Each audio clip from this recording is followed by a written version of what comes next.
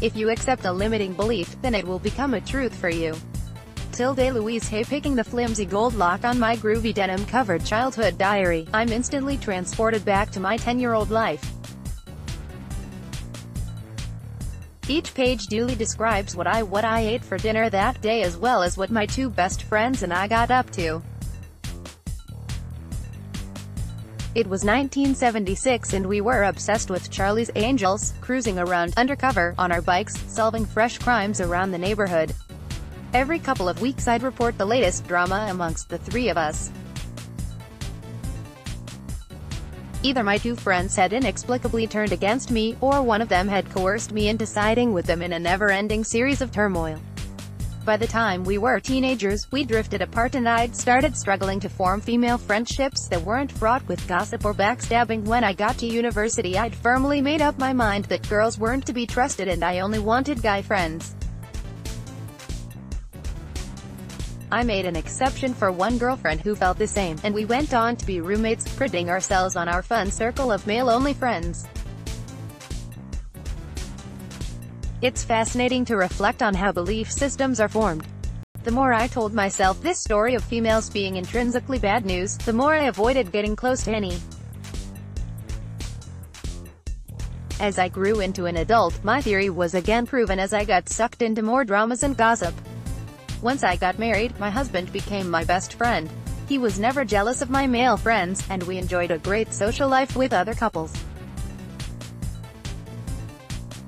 However, after we started a family I found myself navigating fresh female waters, the mothers at the school gates.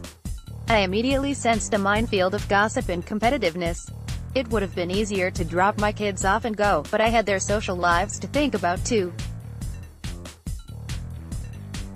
Thankfully, I got back into journaling around this time, and I used it as a way to get to know myself better.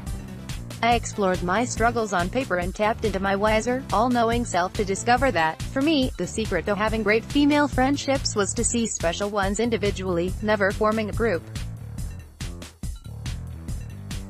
I turned down all invitations for girls' nights out, or weekends away, as that dynamic wasn't appealing. I now had a small handful of genuinely lovely girlfriends whose company I cherished and who shared my values of trust and openness. I made a point of seeing them one-to-one and never introduced them to each other, treasuring our meaningful conversations. One day I heard about a series of life coaching workshops and felt immediately drawn to sign up. I invited a dear friend to join me, but she couldn't make it, so I invited another special friend who eagerly accepted. How fun to have a once-a-week date together to focus on our lives. But then something terrible happened. The first friend I'd invited called back and said she'd rearranged her schedule and was excited to now be able to join me after all. This sent my head into a spin. I decided my only choice was go with them both. Although we all lived on the same street, I had deliberately never introduced them to each other because of my flashbacks to the three-way friendship dramas of my childhood. One-to-one friendships only had become my rule. Together in the car on our way to the first workshop, I endured small talk and introductions, rather than delving into meaningful subjects as I normally did with each of them. But by the time we left the workshop venue, we were all riding on a high of inspiration, so we headed straight to a restaurant to download our insights over lunch. We did the same thing again every week, and by the time the course ended, we'd agreed to form a monthly meetup for the sole purpose of working on our lives together. That was in 2008, and we've met every month since. Our power posse is based on absolute openness and deep mutual trust. Having our monthly check-in to share on how each area of our life is going helps us clarify our intentions and goals. It gives us accountability and motivation to live our best lives. We've even run retreats together, inviting other women with a growth mindset to join us. I'd have never imagined this back when I was still telling myself the false story that females aren't to be trusted.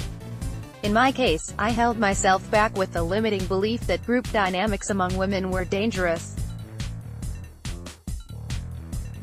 Perhaps you hold a different belief that prevents you from forming and maintaining friendships. For example, no one really gets me. I ruin all my relationships.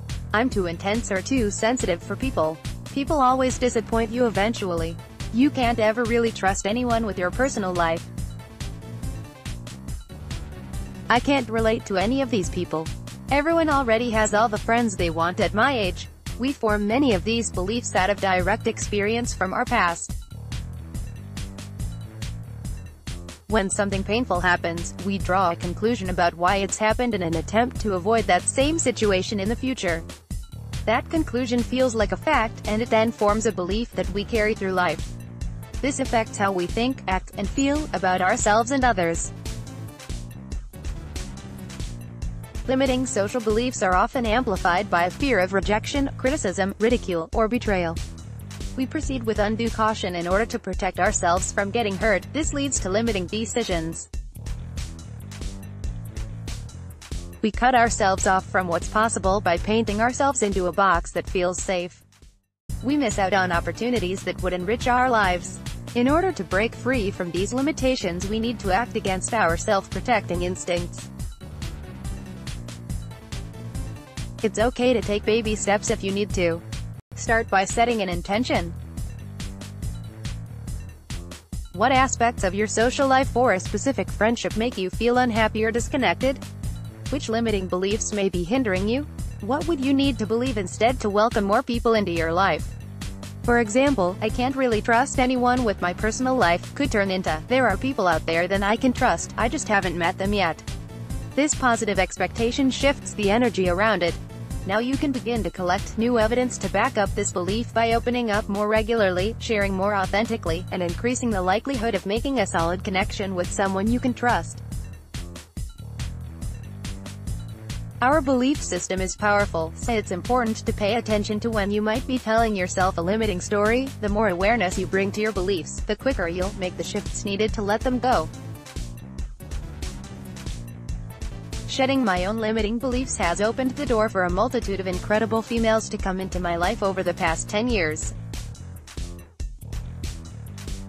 They've shined a light on my own greatness, and we've inspired each other to reach even higher for our biggest dreams. The same can happen for you. What stories from your past have carried on into your present life?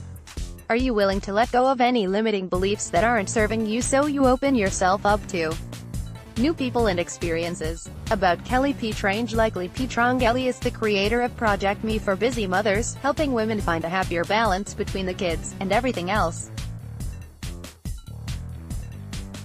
Mixing practicality with self-awareness, Kelly helps mothers get on top of their endless to-dos and see life beyond the laundry pile.